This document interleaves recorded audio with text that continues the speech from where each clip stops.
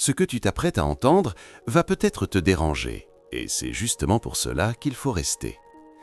La plupart des femmes qui souffrent dans leurs relations ne souffrent pas à cause des hommes. Elles souffrent à cause d'une attente qu'elles ont installée si profondément en elles qu'elles ne savent même plus qu'elle est là. Cette attente ne porte pas le nom qu'on croit. Elle ne s'appelle pas amour, elle ne s'appelle pas besoin. Elle s'appelle abandon de soi. Et elle a pris la forme d'un espoir silencieux qui dure depuis si longtemps qu'il ressemble à de la patience. Mais ce n'est pas de la patience, c'est une forme d'effacement que personne ne t'a appris à reconnaître. Et si tu écoutes ces mots avec quelque chose qui se serre dans la poitrine, c'est peut-être parce qu'une part de toi sait déjà que cette vidéo ne parle pas des autres. Elle parle de toi, de ce que tu as fait de ton énergie vitale en la plaçant entre les mains de quelqu'un qui ne t'a jamais demandé de le faire. Il y a quelque chose que Jung a observé très tôt dans son travail, quelque chose que la psychologie moderne a souvent simplifié jusqu'à le rendre méconnaissable. Chaque femme porte en elle une image intérieure du masculin. Pas un homme réel, pas un visage, pas un prénom, mais une énergie, une présence, une force qui oriente secrètement la manière dont elle aime, dont elle attend, dont elle se tait. Quand cette image reste inconsciente, elle devient un piège. Parce que tu ne cherches plus un homme, tu cherches à combler un vide que tu n'as jamais regardé en face. Et cette quête peut durer une vie entière, sans que tu te rendes compte que la course n'avait pas de ligne d'arrivée. Repense à tes relations passées. Pas à ce qu'on t'a fait, mais à ce que tu as toléré. Pas aux mots blessants, mais aux silences dans lesquels tu t'es glissé en croyant que rester, c'était aimer. Il y a dans cette tolérance quelque chose de très ancien. Quelque chose qui ne vient pas de l'homme en face, mais de l'enfant en toi qui un jour décidait qu'elle devait mériter la présence de l'autre. Cette décision n'a jamais été formulée à voix haute.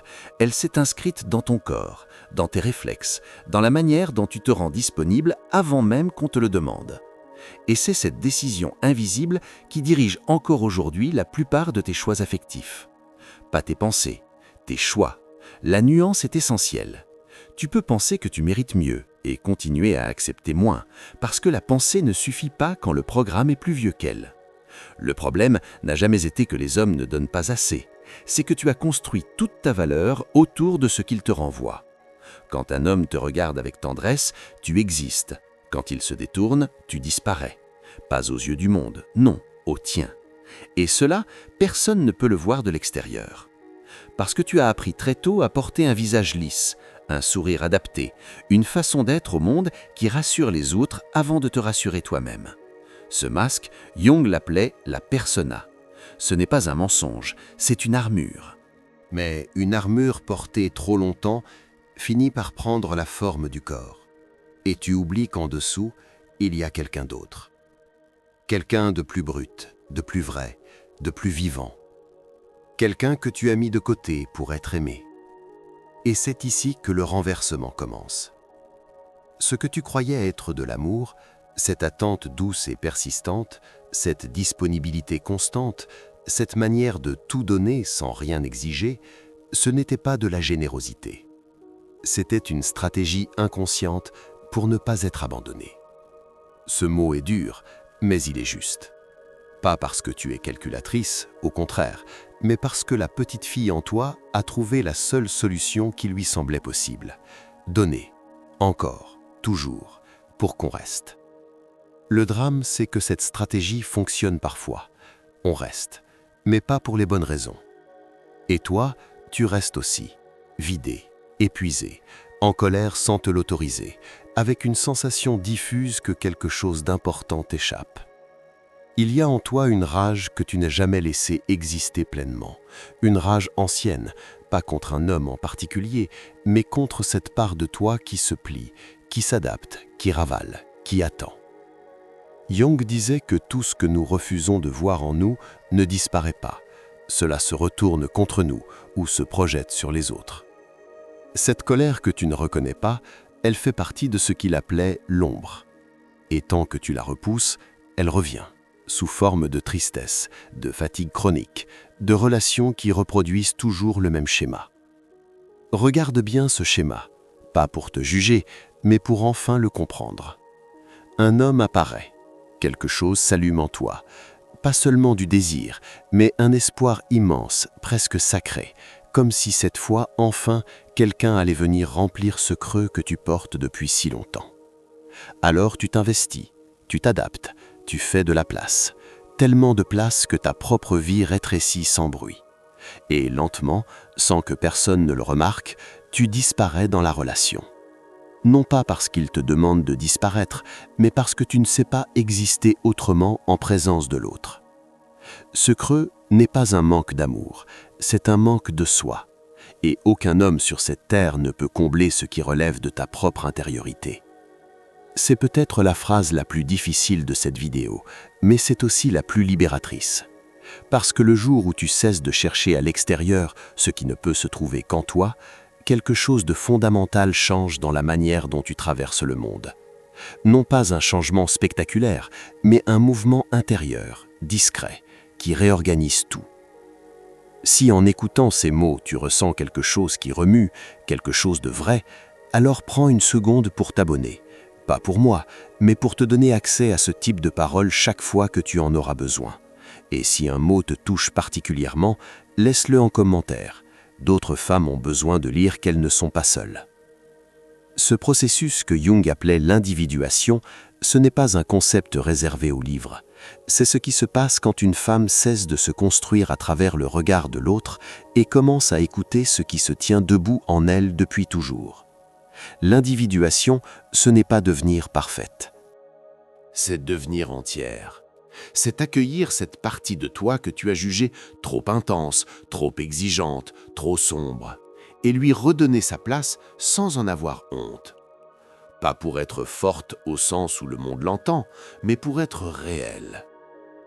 Quand tu arrêtes d'attendre quelque chose d'un homme, tu ne deviens pas froide. Au contraire, tu deviens plus disponible parce que tu n'es plus en demande. La différence est immense, même si de l'extérieur, elle est presque invisible. Demander et être ouverte ne se ressemblent que de loin. Dans la demande, il y a une tension, une peur, un besoin de contrôle déguisé en douceur. Dans l'ouverture, il y a de l'espace, de la tranquillité, une forme de liberté intérieure qui attire naturellement ce qui te correspond. Mais cette liberté ne peut naître que si tu acceptes de regarder ce que tu as toujours refusé de voir, que tu as participé, malgré toi, à chacune de ces dynamiques douloureuses. Non pas parce que tu les méritais, jamais, mais parce que l'inconscient rejoue sans cesse ce qu'il n'a pas résolu. Chaque relation difficile portait en elle un message. Pas un châtiment, un message. Un appel à revenir vers toi, à descendre plus bas que la surface, à toucher ce noyau ancien que personne ne peut toucher à ta place.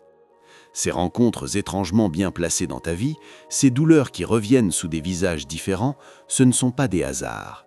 C'est ta psyché qui essaie de te ramener vers ce que tu contournes. Et tant que tu contournes, elle insiste, patiemment, inlassablement, avec la précision d'une horloge intérieure que rien ne peut arrêter. Il y a une différence entre la solitude subie et la solitude choisie. La première est un exil, la seconde est un retour chez soi. La première fait mal parce qu'elle ressemble à un rejet.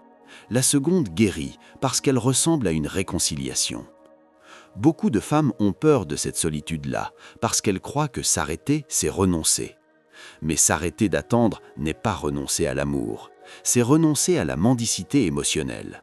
C'est dire « je ne vais plus m'affamer en espérant que quelqu'un devine ma faim.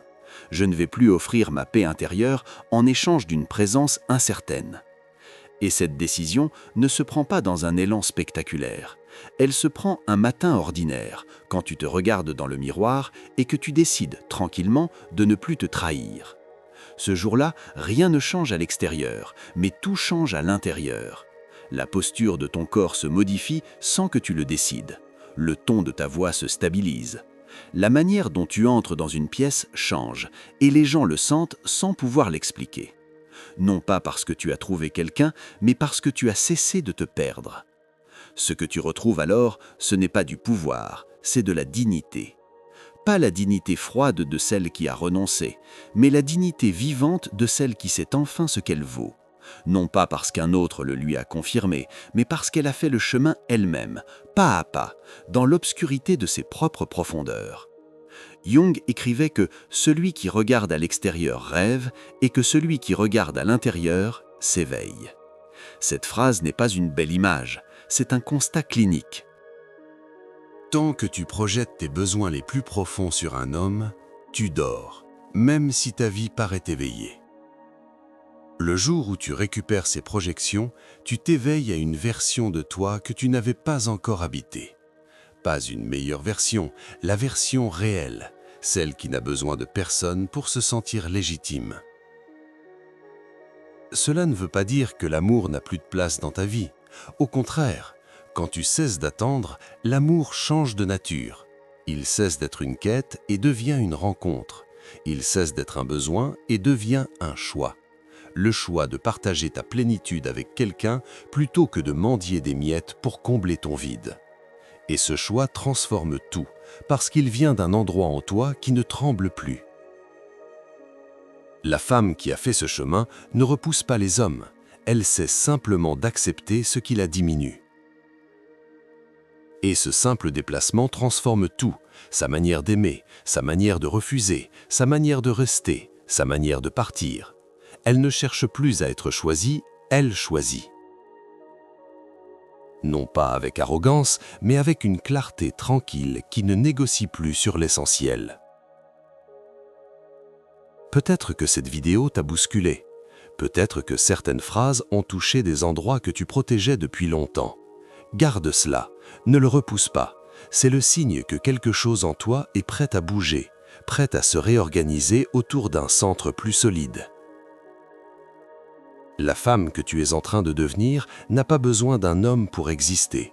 Elle a besoin de se retrouver pleinement, sans excuse, pour que le jour où quelqu'un vient vers elle, ce soit une vraie rencontre entre deux personnes entières et non pas une béquille déguisée en amour. Arrête d'attendre quelque chose des hommes, non pas par colère, non pas par dépit, mais parce que ce que tu cherches là-bas t'attend ici, en toi, depuis le début. Et le jour où tu le comprendras vraiment, pas avec ta tête, mais avec tout ton être, ce jour-là, ta vie changera.